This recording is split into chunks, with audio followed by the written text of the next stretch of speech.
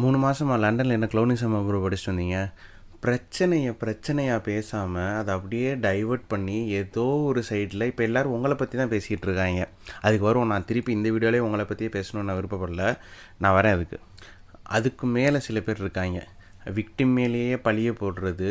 எந்த அளவுக்கு இறங்கி பேசுகிறாங்கன்னா, சில பேர் என்ன சொல்கிறாங்கன்னா, இந்த விக்டிமோட அப்பா வந்து பிஜேபியில் இருக்காங்களாம்.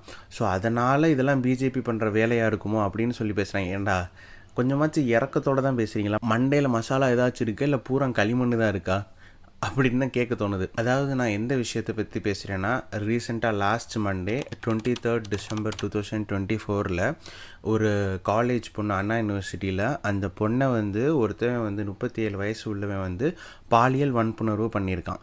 அந்த விஷயத்தை பற்றி தான் நம்ம பேச போகிறோம். ஃபஸ்ட்டு அந்த விஷயத்தை என்னென்னு பார்ப்போம்.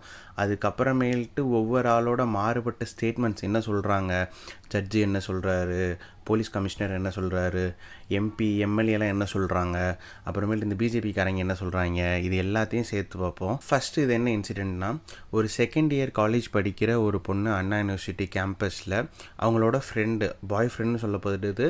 அது வந்து என்ன கான்டெக்ஸ்ட் எதுவுமே இந்த விஷயத்துக்கு தேவையே கிடையாது. எதாக இருந்தாலும் அவங்க மேலே தப்பே கிடையாது. ஸோ அவங்களோட ஃப்ரெண்டு கூட பேசிகிட்டு இருக்கும்போது அவங்க வந்து க்ளோஸாக இருக்கிறத வந்து ஒரு இன்ட்ரூடர், அதாவது ஒருத்தவன் வந்து ஃபோட்டோ எடுத்து வச்சுட்டு அந்த பொண்ணை வந்து மிரட்டுறான். அந்த பையனை வந்து அங்கேருந்து போக சொல்லிவிட்டு அந்த பொண்ணை வந்து, இப்போ நீ வந்து எனக்கு வந்து இந்த மாதிரி செக்ஷுவல் ஃபேவர்ஸ் பண்ணலைன்னா இது உன் பேரண்ட்ஸை சொல்லிடுவேன் அப்படின்னு மிரட்டி அந்த பொண்ணை வந்து ஹராஸ் பண்ணியிருக்கான். அந்த பொண்ணை வந்து பாலியல் வன்புணர்வு பண்ணியிருக்கான். மேலும் அந்த பொண்ணோட நம்பரை வாங்கி வச்சுட்டு நான் கூப்பிடும் போதெல்லாம் நீ இந்த மாதிரி எனக்கு வந்து ஃபேவர்ஸ் பண்ணணும் அப்படின்னு சொல்லி மிரட்டியிருக்கான். அதுக்கப்புறமேல்ட்டு அது வந்து அடுத்த நான் வந்து அந்த பொண்ணு அதோட ஒரு காலேஜ் சீனியர்கிட்ட, தேர்ட் இயர் ஒரு ஃப்ரெண்டுகிட்ட சொல்லி போலீஸ் ஹெல்ப்லைன் நம்பருக்கு ஃபோன் பண்ணி சொல்லியிருக்காங்க. அப்படி போலீஸ் ஹெல்ப்லைன் ஃபோன் பண்ணி சொன்னோடனே போலீஸ் வந்து அவங்க என்ன சொல்லியிருக்காங்கன்னா, அந்த பொண்ணும் அந்த ஃப்ரெண்டும் நாங்கள் வந்து ஈவினிங் வந்து கம்ப்ளைண்ட் தரோம், காலையில் எங்களுக்கு எக்ஸாம் இருக்குது அப்படின்னு சொல்லியிருக்காங்க. அதுக்கப்புறமேல்ட்டு போலீஸ் வந்து இந்த சீரியஸ் கேஸ், இந்த கேஸோட சீரியஸ்னஸ் தெரிஞ்சுக்கிட்டு வேகமாக வந்துட்டு அந்த பொண்ணுகிட்ட வந்து கம்ப்ளைண்ட் ஃபைல் பண்ணி வாங்கிட்டு எஃப்ஐஆர் பதிஞ்சு அவன் மேலே வந்து கேஸ் போட்டிருக்காங்க. இதில் என்னென்னா, இப்போ வந்து போலீஸ் கமிஷனர் என்ன சொன்னார்னா, அவங்க வந்து அந்த prevention of sexual harassment committee கூடயும் இந்த பொண்ணு கூடயும் சேர்ந்து தான் இந்த கம்ப்ளைண்ட்டை ஃபைல் பண்ணி இது பண்ணாங்க அப்படின்னு சொன்னார். அமைச்சர் வேறு மாதிரி சொன்னார். அதையும் திருப்பி போட்டு அதையும் உழப்பிட்டு இருந்தாங்க. அதுக்கப்புறமேல்ட்டு மீடியாவில் ஃபுல்லாக அடிச்சிட்டு இருந்தாங்க. அப்புறம் அமைச்சர் வந்து நான் அந்த அர்த்தத்தில் சொல்லலை அப்படின்னு சொல்லி அவர் ஒரு கிளாரிஃபிகேஷன் கொடுத்துருக்காரு. அது அவர் சைடு இருந்து போட்டோம். இந்த செக்ஷுவல் இன்ட்ரூடர் இருக்கான்ல, இவன் பேர் வந்து ஞானசேகரன். இவன் வந்து இதுதான் ஃபஸ்ட் டைமா அப்படின்னு கேட்டால் இல்லை, 2011 இதே மாதிரி சிமிலர் இன்சிடென்ட் நடந்திருக்கதா வந்து மீடியாவில் வந்து சொல்கிறாங்க. அது போக இவன் மேலே நிறைய கேசஸ் இருக்குது அப்படின்னு சொல்லியிருக்காங்க. இதை பற்றி கமிஷனர் என்ன சொன்னார்னா, அவர் வந்து 2013 இவர் மேலே வந்து 20 கேஸ் வந்து ஃபைல் பண்ணியிருக்கு. அது வந்து ஃபுல்லாகவே தெஃப்ட்டு, அந்த கட்ட பஞ்சாயத்து அந்த மாதிரி கேஸ் தானே தவிர ரவுடிசமோ செக்ஷுவல் ஹராஸ்மெண்ட்டோ இல்லை அப்படின்னு சொல்லி போலீஸ் கமிஷனர் வந்து சொல்லியிருக்காரு. ஆனால் நம்ம மீடியாவில் மென்ஷன் பண்ணது வந்து 2011. ஸோ இது வந்து அவர் சொன்னதை நீங்கள் ஃபேக்சுவலாக எடுத்தால் கரெக்டாக தான் இருக்கும். இந்த கேஸ் என்னன்னு நமக்கு தெரியாது. ஸோ அது இல்லாமல் நம்ம சொல்ல முடியாது. அதுக்கப்புறமேல்ட்டு அந்த பொண்ணோட கம்ப்ளைண்ட்டை வச்சு இவனை அரெஸ்ட் பண்ணிடுறாங்க. ஆப்வியஸாக இது ஒரு பிரச்சனை ஆயிடுச்சு. இதுக்கப்புறமேல்ட்டு இந்த இதை வந்து ஆப்போசிஷன் பார்ட்டி, பிஜேபி எல்லாருமே வந்து பெரிய இஷ்யூ ஆக்குனாங்க. ஏன் நம்ம பண்ணையூர் ஒர்க் ஃப்ரம் ஹோம் பண்ணுறாருல விஜய், அவர் கூட வந்து இஷ்யூ ஆக்குறாரு. எனக்கு அதை பற்றி பேசினாலே செம்ம காண்டாவது. நான் இந்த இதை விட அவரை பேச வேணான்னு இருக்கேன். நான் வந்து வேறு இதுக்கு போகிறேன். ஸோ இப்படி பண்ணும்போது அவங்க வந்து அந்த அமைச்சர் வந்து செலியன் என்ன சொல்லியிருக்காருன்னா, ஏடிஎம்கே பற்றி இந்த மாதிரிலாம் சொல்கிறாங்களே, நீங்கள் என்ன இது பண்ணுறீங்க அப்படின்னு கேட்டால், பொள்ளாச்சி சம்பவம் வந்து ஏடிஎம்கே ஆட்சியில் தான் நடந்துச்சு அப்படின்னு சொல்லி காட்டுறாரு. இல்லை, எனக்கு புரியலை. அவங்க வந்து அவ்வளோ வந்து பொள்ளாச்சி சம்பவம், ஸ்டெர்லைட் சம்பவம் இதெல்லாம் நடந்துச்சுன்னு தான் டிஎம்கே வந்து இப்போ ஆட்சியில் இருக்குது. இப்போ அதனால தான் டிஎம்கே ஆட்சியில் இருக்குது. திருப்பி இவங்க என்ன சொல்ல வராங்கன்னு எனக்கு புரியல. அந்தளவுக்கு எக்ஸ்ட்ரீமாக போக விட மாட்டாங்கன்னு சொல்ல வராரா, இல்லை வந்து பேசிக் பாதுகாப்புக்கே வந்து என்ன இதுவே இருக்குது, அதை விட இது நல்லா தானே இருக்குது அப்படின்னு சொல்ல வராரா, இல்லை எனக்கு புரியல அவர் சொல்கிற ஸ்டேட்மெண்ட்டு சரியாக. ஆல்சோ இந்த இஷ்யூ நடந்த உடனே நீங்கள் பார்த்தீங்கன்னா நிறைய ஃபோட்டோஸ் வந்து இது இருக்குது. அறநிலையத்துறை அமைச்சர் இருக்கார்ல, அவர் கூட இவர் இந்த ஞானசேகரன் வந்து ஃபோட்டோ இருக்க மாதிரியும், அதே மாதிரி நம்ம டெப்யூட்டி சிஎம் உதயநிதி அவர் கூட வந்து சைடில் இவர் இருக்கார் ஒரு ஃபோட்டோவில். அதெல்லாம் நிறைய ஸ்ப்ரெட் ஆகுது. ஆப்வியஸாக இந்த எதிர்க்கட்சியும் பிஜேபியும் இதைத்தான் பண்ண போகிறாங்க. ஏன்னா எந்த ஒரு கேஸ் நடந்தாலும் ஏதாச்சும் ஒரு யூபிலேயோ குஜராத்லேயோ எங்கே ஒரு செக்ஷுவல் அசால்ட் நடந்தாலும் யூபிஸ் எப்படி பிஹேவ் பண்ணுறாங்க, டக்குனி அவங்க கூட பிஜேபி லீடர்ஸ் கூட இருக்க ஃபோட்டோஸ் எடுத்து போட்டு அட்டாக் பண்ணுறாங்க. இது வந்து காமன், இது வந்து வரத்தான் செய்யும், இது வந்து தடுக்க முடியாது. அதுக்குன்னு அவங்களுக்கு சம்மந்தம் இருக்குன்னு நமக்கு தெரியாது. அண்ட் மோரோவர் என்ன சொல்கிறாங்கன்னா, பேசிக் மெம்பர் கூட இல்லை அப்படின்னு சொல்லி டிஎம்கே சைட்லேருந்து சொல்கிறாங்க. ஆக்சுவலாக டிஎம்கே பேசிக் மெம்பர்ஷிப் எப்படி கொடுக்குறாங்க தெரியுமா? எல்லாரோட ரேஷன் கார்டில் இருக்க பேரெல்லாம் எடுத்துகிட்டு just like that DMK membership கொடுத்துட்ருக்காங்க. எனக்கு தெரிஞ்ச வரைக்கும் நான் அப்படியே பார்த்துருக்கேன் நிறைய பேரை. ஸோ அவங்களுக்கே தெரியாது அவங்க கட்சியில் யார் இருக்கா இல்லை அப்படின்னு. ஸோ பூசிலாம் முழுவ தேவையில்லை, உள்ளதுன்னா உள்ளது, இல்லதுன்னா இல்லைன்னு அவங்க வெளிப்படையாக சொல்லிட்டு போயிடலாம். அண்ட் மோரோவர் அது வந்து கை கட்டியிருக்க ஃபோட்டோலாம் கிடையாது, அவங்க 2 பேரும் செப்பரேட்டாக இருக்க ஃபோட்டோ தான்.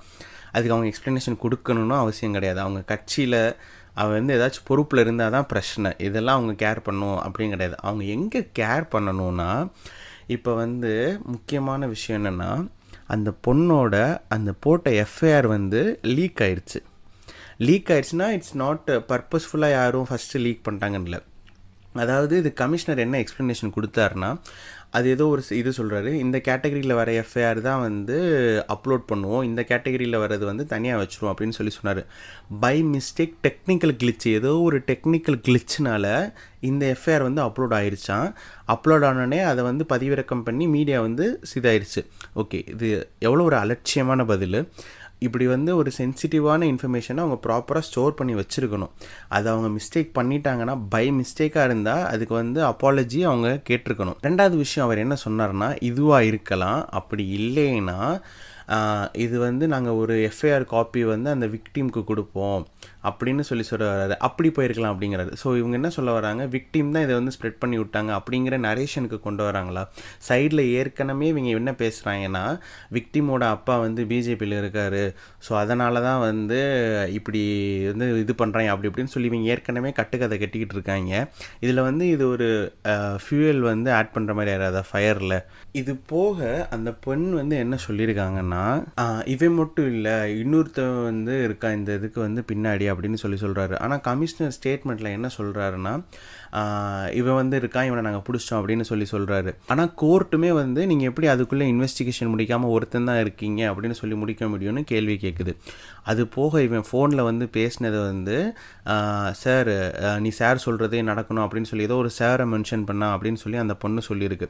அதுக்கு கமிஷனர் வந்து என்ன சொல்லியிருக்காருன்னா, இவனோட ஃபோன் வந்து அந்த டயத்தில் வந்து ஏர்பிளேன் மோடில் தான் இருந்துச்சு, ஸோ அது வந்து யாருக்கும் ஃபோன் பண்ணலை, இவன் சும்மா மிரட்டுறதுக்காக சொல்லியிருக்கேன் அப்படின்னு சொல்லி எதோ சொல்கிறாரு.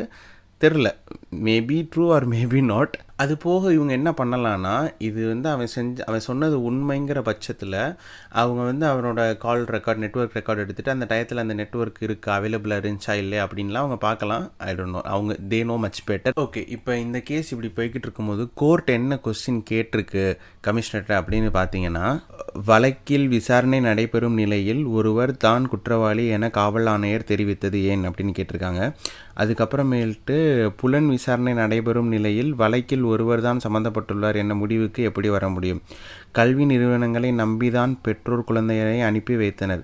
எஃப்ஐஆர் வெளியிட்டதால் பெற்றோர் அச்சம் கொள்வர். ஆப்வியஸாக இந்த மாதிரி ஒரு எஃப்ஐஆர் வந்து பிரீச் ஆகும்போது அடுத்து வந்து யாரும் எப்படி துணிஞ்சு வந்து கம்ப்ளைண்ட் கொடுப்பாங்க? இதில் அப்படி கம்ப்ளைண்ட் கொடுக்கணும் வர்றவங்கள தான் இந்த மாதிரி அலட்சியமாக வெளியே மாட்டிக்கிறாங்கன்னா இது வந்து எனக்கு புரியலை. இது வந்து இனிமேல் அப்படி எடுத்து வந்து எப்படி கொடுப்பாங்க கம்ப்ளைண்ட் அப்படின்னு தெரில. பெண்கள் ஆண்களுடன் பேசக்கூடாது, அவர் அங்கு சென்றிருக்கக்கூடாது என பேசக்கூடாது, அவர்களுக்கு முழு சுதந்திரம் உள்ளது. இந்த பாயிண்ட் வந்து நான் பின்னாடி வரேன் டீட்டெயிலாக பேசும்போது.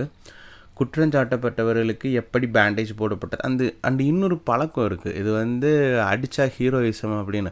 அவனை வந்து கான்ஸ்டிடியூஷன் ரீதியாக நீங்கள் வந்து ஒருத்தர் வந்து ஒரு அபியூஸோ பாலியல் வன்புணர்வோ பண்ணிட்டானா அவனுக்கு நீங்கள் அதை சொல்லி தான் தண்டனை வாங்கி கொடுக்கணும். சட்டப்படி நடவடிக்கை எடுத்து அவனுக்கு வந்து அதிகபட்ச தண்டனைகள் வந்து கொடுக்கப்படணும். அதை விட்டுட்டு அவனை அடிக்கிறதோ என்கவுண்டரில் போடுறதோ வந்து எப்பயுமே ஒரு தீர்வு ஆகாது. இது வந்து அந்த ஆஃபீஸர்ஸ் வந்து இன்எஃபிஷியண்ட்டாக இல்லை, அதாவது இப்போ வந்து அதுக்கான எவிடன்ஸ் அவங்களால ப்ரொவைட் பண்ண முடியல, கேதர் பண்ண முடியல அப்படின்னு சொல்லி தான் இது பண்ண முடியும். அண்ட் ஆல்சோ இந்த கேஸில் பார்த்தீங்கன்னா அவனோட சீமன் ட்ரேசஸ் வந்து அந்த இடத்துலேருந்து கைப்பற்றப்பட்டிருக்கு. So obviously they have enough evidence to prove that இவன் வந்து செக்ஷுவலாக அந்த பொண்ணை ஹராஸ் பண்ணான் அப்படிங்கிறதுக்கு. கல்வி நிறுவனங்களில் போதைப் பொருள் உள்ளது, அதனை தடுக்க சிறப்பு அதிரடிப்படை அமைக்க வேண்டும். நிர்பயா நிதி எப்படி ஒரு செலவு செய்யப்பட்டது என்பவை குறித்த விவரங்களுடன் அளிக்க வேண்டும் என அண்ணா பல்கலைக்கழகத்திற்கு உத்தரவு. ஆக்சுவலாக அந்த நிர்பயா இதுன்னு ஒன்று பண்ணாங்க, ஃபண்டுன்னு ஒன்று பண்ணாங்க. அது ஏன்னா மாநிலத்தில் இருக்க எல்லா பெண்களுக்குமே வந்து ஒரு பாதுகாப்புக்காக ஒரு சேஃப்டி மெஷர்ஸ் எடுக்கணும் அப்படின்னு சொன்னாங்க. லாஸ்ட் இயரில் சேம் கவர்மெண்ட் வந்து இபிஎஸ் கவர்மெண்ட்டை வந்து கொஸ்டின் பண்ணாங்க. அவங்க வந்து ஆப்போசிஷன் பார்ட்டியாக இருக்கும்போது அந்த ஃபண்ட்ஸ் எல்லாம் என்ன பண்ணீங்க, அதை வச்சு என்ன ப்ராக்ரெசிவாக பண்ணீங்க அப்படின்னு. ஸோ இப்போ வந்து அவங்க என்ன பண்ணணும்னா அவங்க அந்த ஃபண்ட்ஸை என்ன பண்ணியிருக்காங்க, ஏன்னா இப்போ அவங்க கையில் தான் அந்த ஃபண்ட்ஸ் இருக்குது, அதை வச்சு என்ன ரிஃபார்ம்ஸ் பண்ணியிருக்காங்க அப்படிங்கிறத அவங்க சொல்லணும். ஓகே, இப்போ வந்து இந்த தற்குறிகளுக்கு வருவோம். என்ன பண்ணுறாங்க ஆன்லைனில், இவங்க இஷ்டத்துக்கு வாய்க்கு வந்ததெல்லாம் எழுதுறது, ஆன்லைனில் அவைலபிளாக இருக்குது, மாட்ட மாட்டாங்க அப்படிங்கிறதுக்காக இஷ்டத்துக்கு என்னமோ எழுதுகிறாங்க. இப்போ பார்த்தீங்கன்னா நிறைய பேர் என்ன பண்ணியிருக்காங்கன்னா, பல்கலைக்கழகத்துக்கு படிக்க போன பிள்ளையை எங்கிருந்து வீடியோ எடுத்தான் அயோக்கிய ரஸ்கல். ஸோ என்ன சொல்ல வர்றாருன்னா, ஒரு வித்தியாசமான கோணத்தில் வந்து இது பண்ணுறாரு. இப்போ காலேஜுக்கு படிக்க போன பிள்ளை வந்து இவன் எங்கே வீடியோ எடுத்தான், என்ன சொல்ல வரான்னா, நைட் நேரத்தில் அவன் எங்கே போயிட்டு இருந்தான் அந்த பெண்ணு, அவனை வீடியோ எடுக்க இதானது. எத்தனை தடவோட இதை சொல்லுவீங்க, மண்டையில் கொஞ்சமாச்சும் மசாலா இருக்காடா? எவன் தப்பு பண்ணுறானோ அவனை கேளுங்கடா, அதை விட்டுட்டு பாதிக்கப்பட்டவங்களே போட்டு எத்தனை நாளைக்குடா. இது கேவலம், இந்த பிஹேவியராக ரொம்ப கேவலமான எச்சத்தனமான பிஹேவியரு. இப்படி புதருக்குள் காதலுடன் இருக்கத்தான் அண்ணா பல்கலைக்கழகத்துக்கு அந்த பெண்ணை பெற்றோர்கள் அனுப்பி வைத்தார்களா? ராத்திரி 8 மணி. கேவலமாக இருக்குது, இதெல்லாம் படிக்கவும் முடியல, எரிச்சலாக வருது. ஏண்டா படிக்க போச்சுன்னா என்ன, உங்களுக்கு சோஷியல் லைஃப்னு ஒன்று இருக்குதுன்னு தெரியுமா தெரியாதா? நீங்கள் வந்து நம்ம ஊர் எப்படி இருக்கணும்னா எல்லாருக்கும் ஒரு கம்ஃபர்டபுளான ஒரு ஊராக தான் இருக்கணும்.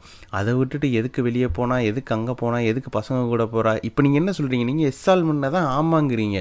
நீங்கள் இப்படி திருப்பி திருப்பி சொன்னீங்கன்னா என்ன, இப்போ நீங்கள் என்ன சொல்கிறீங்க யோசித்து பாருங்கள். நீ எதுக்கு வேறு பசங்க கூட பேசுகிற, வேறு பசங்க எல்லாம் நம்பாத அப்படின்னு நீ சொல்கிற. அப்போ நீ எஸ்ஆல்மெண்ட் சொன்னால் உனக்கு ஓகே, இதே ஒரு பொண்ணு சொல்லிட்டானா ஐயோ ஃபெமினிஸ்ட் வந்துட்டாடா அப்படின்னு சொல்கிறது அசிங்கமாகவே இல்லையா? நீங்களே மாற்றி மாற்றி பேசுறது உங்களுக்கு அருவருப்பா இல்லையாடா? சை, எரிச்சமாயிடுறது. அதுக்கப்புறம் நான் இன்னும் நினச்சேன் அந்த கமெண்ட்ஸ் எல்லாம் போய் படிக்கலான்னு. அதெல்லாம் படித்தா ஒவ்வொருத்தவனும் கேவலமாக கமெண்ட் பண்ணியிருக்கேன். நான் அந்த ரீல்ஸ் வேணால் போடுறேன், இதோட அந்த நியூஸ் வந்து ரீல்ஸில் நீங்கள் அந்த போய் கமெண்ட்ஸை பார்த்தீங்கன்னு நினச்சிக்கோங்களேன், கேவலமாக கமெண்ட் பண்ணியிருக்காங்க. எனக்கு நான் யாரையும் சொல்லி இது பண்ண விடல, அங்கே நடந்தால் அவங்களுக்கு இப்படி தான் தோணுவாடா அப்படி இப்படின்னு. கொஞ்சமாச்சு திருந்துங்கடா அறிவு கட்ட ஜென்மங்களா.